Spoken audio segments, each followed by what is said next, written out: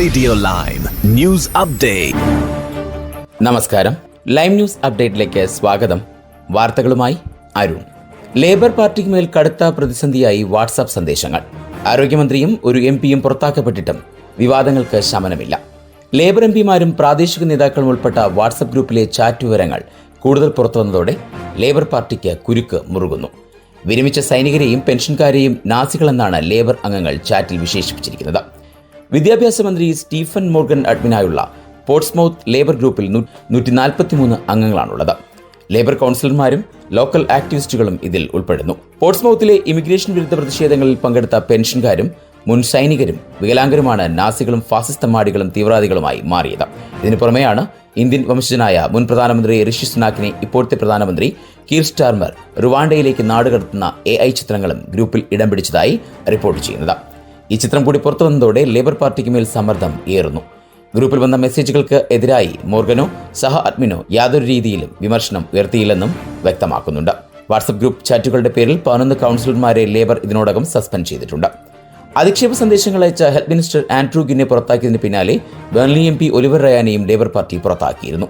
Trigger me timbers എന്ന WhatsApp ഗ്രൂപ്പിലേക്ക് അയച്ച സന്ദേശങ്ങളിൽ റയാൻ ഒരു ലേബർ MPയെ ലൈംഗികതയുടെ പേരിൽ പരിഹസിക്കുന്നതായും പ്രാദേശിക ലേബർ പാർട്ടിയുടെ വൈസ് ചെയർമാനെ അധിക്ഷേപിച്ചതായും റിപ്പോർട്ടുകൾ ഉണ്ട്.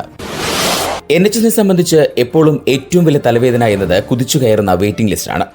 രോഗികൾക്ക് ചികിത്സ നൽകാനുള്ള കാലതാമസങ്ങൾ തിരഞ്ഞെടുപ്പിനെ പോലും സ്വാധീനിക്കുന്ന വിധം മാറിയെന്നും എടുത്തു പറയണം.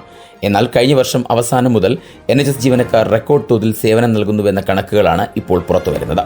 2024 18 മില്യൺ ചികിത്സകളാണ് NHS ജീവനക്കാർ നൽകിയതെന്ന് കണക്കുകൾ വ്യക്തമാക്കുന്നു. റെക്കോർഡ് വേഗത്തിലുള്ള ഈ ചികിത്സയിലൂടെ ഡിസംബറിൽ തുടർച്ചയായ 4ാം മാസവും വെയിറ്റിംഗ് ലിസ്റ്റ് താഴ്ന്നു. ആകെ ചികിത്സാ ബാക്ക്ലോഗ് 7.48 മില്യണിൽ നിന്നും 7.46 മില്യണിലേക്ക് കുറഞ്ഞു. വെയിറ്റിംഗ് ലിസ്റ്റിലുള്ള രോഗികളുടെ എണ്ണം 6.28 മില്യണിൽ നിന്നും 6.24 മില്യണിലേക്കും കുറഞ്ഞു. പ്രതിമാസ കണക്കുകൾ അനുസരിച്ച് കഠിനാധ്വാനം ചെയ്യുന്ന NHS ജീവനക്കാർക്ക് റെക്കോർഡ് തോതിൽ ചികിത്സകൾ പ്രദാനം ചെയ്യുന്നുവെന്നാണ് റിപ്പോർട്ടുകൾ സൂചിപ്പിക്കുന്നത്. ആരോഗ്യമേഖലയിൽ ജോലി ചെയ്യുന്ന മലയാളികളുടെ സ്വപ്നഭൂമിയാണ് എന്നും UK. നഴ്സായി ജോലി കിട്ടാത്ത നിരവധി പേരാണ് UK-യിലെത്താനായി കെയർ മേഖലയിൽ ജോലി ചെയ്യുന്നത്. കേരളത്തിൽ നിന്ന് വിദ്യാർത്ഥി വിസയിലെത്തുന്ന പലരും പെർമനന്റ് റെസിഡൻസ് ലഭിക്കാനായി ആശ്രയിക്കുന്നത് കെയർ മേഖലയിലെ ജോലി കൂടെയാണ്. ഹോം ഓഫീസ് അടുത്തിടെയായി സ്വീകരിച്ചു വരുന്ന നടപടികൾ UK-യിലെ കെയർ മേഖലയിൽ ജോലി ചെയ്യുന്ന നിരവധി മലയാളികളെ പ്രതികൂലമായി ബാധിക്കുമെന്ന വാർത്തകളാണ് പുറത്തുവരുന്നത്.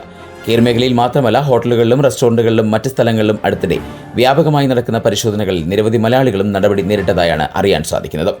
ഹോം ഓഫീസ് തൊഴിലുടമകൾക്കെതിരെ എൻഫോഴ്സ്മെന്റ് നടപടി സ്വീകരിച്ചതിനെ തുടർന്ന് തെറ്റൊന്നും ചെയ്തിട്ടില്ലെങ്കിലും ആയിരക്കണക്കിന് മൈഗ്രന്റ് കെയർ തൊഴിലാളികളാണ് UK-യിൽ നാടുകടത്തൽ ഭീഷണി നേരിടുന്നത്. ഇങ്ങനെ ഭീഷണി നേരിടുന്നവരിൽ 50 ലക്ഷത്തിലധികം പണം മുടക്കി UK-യിൽ പഠനത്തിനായി എത്തി സ്റ്റേ ബാക്ക് പീരീഡിന്റെ കാലാവധി കഴിഞ്ഞ വിദ്യാർത്ഥികൾ ഉൾപ്പെടുന്നുണ്ട് എന്നും റിപ്പോർട്ടുകൾ സൂചിപ്പിക്കുന്നു. വരും ദിവസങ്ങളിൽ ബ്രിട്ടൻ ദർശിക്കുക തണുത്തുറഞ്ഞ മഞ്ഞുകട്ടകൾ മഴയായി പെയ്തിറങ്ങുന്ന കാഴ്ചയായിരിക്കുമെന്ന് മുന്നറിയിപ്പ്. മരക്കൊമ്പുകൾ ഒടിഞ്ഞു വീഴുന്നതിനും വിമാനങ്ങൾ പറന്നുയരാതിരിക്കാനും ഈ പ്രതിഭാസം ഇടയാക്കിയേക്കുമെന്നും മുന്നറിയിപ്പിൽ പറയുന്നു. ദ്രാവക കണങ്ങൾ തണുത്ത് വായുവിനെ സ്പർശിക്കുന്ന ഉടനെ ഘനീഭവിച്ച് ഖരാവസ്ഥയിലെത്തുന്നതാണ് ഈ പ്രതിഭാസം. ഇതിനായി ചില നിശ്ചിത സാഹചര്യങ്ങൾ ഒത്തുവരേണ്ടതുണ്ട് എന്നതിനാൽ ഇത്തരമൊരു പ്രതിഭാസം ബ്രിട്ടനിൽ വളരെ അപൂർവമായി മാത്രമേ സംഭവിക്കാറുള്ളൂ. ഇന്നും ഈ വാരാന്ത്യത്തിലും ഇത് ദർശിക്കാൻ കഴിയുമെന്നാണ് മെറ്റ് ഓഫീസ് പ്രവചിക്കുന്നത്. ഇത്തരത്തിൽ രൂപം കൊള്ളുന്ന ഐസ് പാളികൾ ഭാരമേറിയതാവും. ഇവയ്ക്ക് മരത്തിന്റെ ശിഖരങ്ങളെയും വൈദ്യുത കമ്പികളെയും ഒക്കെ തകർക്കാൻ കഴിയുമെന്നും റിപ്പോർട്ടിൽ സൂചിപ്പിക്കുന്നു. വടക്ക് കിഴക്കൻ മേഖലയിലെ ഉന്നതമർദ്ദം മേഘങ്ങളെയും തണുത്ത വായുപ്രവാഹത്തെയും ആകർഷിക്കുന്നതിനാൽ ഇത്തരമൊരു പ്രതിഭാസം ഉടൻ ബ്രിട്ടനിൽ ദൃശ്യമാകുമെന്നാണ് മെറ്റ് ഓഫീസ് പറയുന്നത്. ഈ വാരാന്ത്യത്തിൽ സ്കോട്ട്ലൻഡിലെയും വടക്കൻ ഇംഗ്ലണ്ടിലെയും ഉയർന്ന പ്രദേശങ്ങൾ മഞ്ഞിൽ പുതയാനും സാധ്യതയുണ്ട്. കോൺവാൾ, നോർത്തേൺ അയർലൻഡിന്റെ ചില ഭാഗങ്ങൾ, അതുപോലെ തെക്ക് പടിഞ്ഞാറൻ വെയിൽസ് എന്നിവിടങ്ങളിൽ മഴയ്ക്കും സാധ്യതയുണ്ട് എന്നും മെറ്റ് ഓഫീസ് പ്രവചിക്കുന്നു. ഇനി നാട്ടിലെ വാർത്തകൾ. യമനിൽ വധശിക്ഷ കാത്തു കഴിയുന്ന മലയാളി നഴ്സ് നിമിഷപ്രിയയുടെ മോചനം രാജ്യസഭയിൽ ഉന്നയിച്ച ജോൺ ബ്രിട്ടാസ് MPക്ക് മറുപടി നൽകി കേന്ദ്രമന്ത്രി കീർത്തിവർദ്ധൻ സിംഗ്. നിമിഷപ്രിയയുടെ മോചനം കൊല്ലപ്പെട്ട ആളുടെ കുടുംബവും നിമിഷപ്രിയയുടെ കുടുംബവും തമ്മിലുള്ള വിഷയമാണെന്ന് കേന്ദ്രമന്ത്രി പറഞ്ഞു.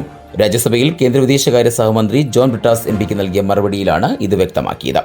നിമിഷപ്രിയയുടെ കുടുംബത്തിന്റെ ആവശ്യപ്രകാരം വിദേശകാര്യ മന്ത്രാലയത്തിന്റെ അക്കൗണ്ടിലൂടെ $40,000 കൊല്ലപ്പെട്ടയാളുടെ കുടുംബത്തിന് കൈമാറിയെന്ന് മന്ത്രി പറഞ്ഞു. ഇനിയുള്ള നടപടികൾക്കായി നിമിഷപ്രിയയുടെ കുടുംബവും കൊല്ലപ്പെട്ടയാളുടെ കുടുംബവും തമ്മിൽ ചർച്ച തുടരുകയാണെന്നും വിദേശകാര്യമന്ത്രി പറഞ്ഞു.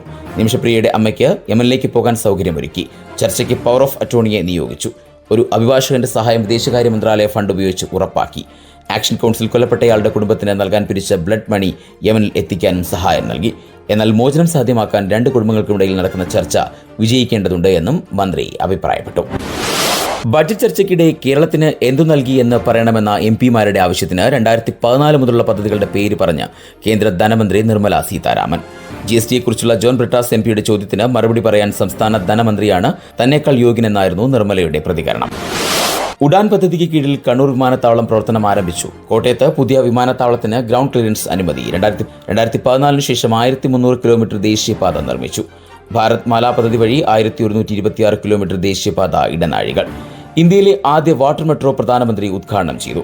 3042 കോടി റെക്കോർഡ് റെയിൽവേ വിഹിതം നൽകി. 125 കിലോമീറ്റർ പുതിയ ട്രാക്കുകൾ നിർമ്മിച്ചു. 2 വന്ദേ ഭാരത് ട്രെയിനുകൾ, 35 റെയിൽവേ സ്റ്റേഷനുകൾ വികസിപ്പിച്ചു. PMAY പദ്ധതിയിൽ 1.6 ലക്ഷം വീടുകൾ, സ്വച്ഛ് ഭാരത് പദ്ധതിയിൽ 2.5 ലക്ഷം ശൌചാലയങ്ങൾ, ജൽജീവൻ മിഷൻ പദ്ധതിയിൽ 21 ലക്ഷം കുടിവെള്ള കണക്ഷൻ, 82 ലക്ഷം ആയുഷ്മാൻ കാർഡുകൾ, 1500 ജൻ ഔഷധി കേന്ദ്രങ്ങൾ, 66 ലക്ഷം ജൻ ധൻ അക്കൗണ്ടുകൾ ആരംഭിച്ചു. ഇത്രയൊക്കെ നൽകിയിട്ടും ഒന്നും നൽകുന്നില്ലെന്നാണ് കേരളത്തിന്റെ പരാതിയെന്നും പ്രസംഗത്തിനിടെ മന്ത്രി വ്യക്തമാക്കി. റോഡ് അപകടങ്ങൾ കഴിഞ്ഞ വർഷത്തേക്കാൾ ഈ വർഷം കൂടുതലാണെന്ന് ഗതാഗത വകുപ്പ് മന്ത്രി KB ഗണേഷ് കുമാർ. നിലവാരമില്ലാത്ത ഡ്രൈവിംഗ് ആണ് ഇതിന് പ്രധാന കാരണം. കാൽനട യാത്രക്കാരുടെയും അശ്രദ്ധയും അപകടത്തിന് കാരണമാകുന്നുവെന്നും മന്ത്രി പറയുന്നു. പലരും മൊബൈലിൽ സംസാരിച്ചാണ് റോഡിലൂടെ നടക്കുന്നത്. റോഡ് മുറിച്ചു കടക്കുമ്പോൾ പോലും ഇടത്തും വലത്തും നോക്കാറില്ല. മൊബൈലിൽ സംസാരിച്ച് നടക്കുന്നവർക്കെതിരെ പിഴ ഈടാക്കണമെന്നാണ് വ്യക്തിപരമായ അഭിപ്രായമെന്നും മന്ത്രി KB ഗണേഷ് കുമാർ അഭിപ്രായപ്പെട്ടു. ഇനി സ്പോർട്സ് വാർത്തകൾ. വമ്പന്മാർ അംഗം കുറിച്ച ചാമ്പ്യൻസ് ലീഗ് പ്ലേ ഓഫ് ആദ്യപാദ മത്സരങ്ങളിൽ ജയത്തോടെ ബയേൺ മ്യൂണിക്കും ബെൻഫിക്കയും. ബുണ്ടസ് ലീഗ അധികായരായ മ്യൂണിക് ടീം സ്കോട്ടിഷ് ലീഗിലെ ഒന്നാമന്മാരായ സെൽറ്റിക്കിനെ 2-1 വീഴ്ത്തിയപ്പോൾ ലീഗ് 1 ടീമായ മൊണോക്കോയ്ക്കെതിരെ ഏകപക്ഷീയമായ ഒരു ഗോളിനായിരുന്നു ബെൻഫിക്കയുടെ ജയം. AC മിലാൻ പക്ഷേ ഡച്ച് ടീമായ ഫെയ്നൂർദിനോട് ഒരു ഗോൾ തോൽവി വഴങ്ങി. 2024-25 നിർണായക ഇന്ത്യൻ സൂപ്പർ ലീഗ് മത്സരത്തിൽ ഇന്ന് കലിംഗ സ്റ്റേഡിയത്തിൽ ഹൈദരാബാദ് FC നേരിടാൻ ഒഡീഷ FC ഒരുങ്ങുന്നു. സന്ദർശകരുമായുള്ള അവസാന 4 മത്സരങ്ങളിലും വിജയിച്ച ജഗർനോട്ട്സ് ഹൈദരാബാദ് FCക്കെതിരായ ശക്തമായ റെക്കോർഡ് വർദ്ധിപ്പിക്കാൻ ശ്രമിക്കുന്നു. നിലവിൽ 6ാം സ്ഥാനത്തുള്ള നോർത്ത് ഈസ്റ്റ് യുണൈറ്റഡ് FCയേക്കാൾ 3 പോയിന്റ് മാത്രം പിന്നിലായതിനാൽ ഈ വിജയം പ്ലേ ഓഫിലേക്കുള്ള മത്സരത്തിൽ അവരുടെ സ്ഥാനം ഉറപ്പിക്കും.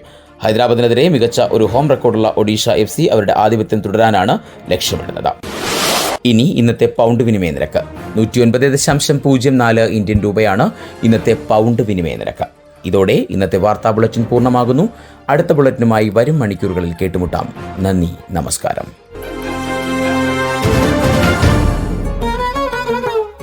കൂടുതൽ വാർത്തകൾക്കും വിശേഷങ്ങൾക്കുമായി റേഡിയോ ലൈം ആപ്പ് ഡൗൺലോഡ് ചെയ്യൂ. പ്ലേ സ്റ്റോറിൽ നിന്നും ആപ്പ് സ്റ്റോറിൽ നിന്നും.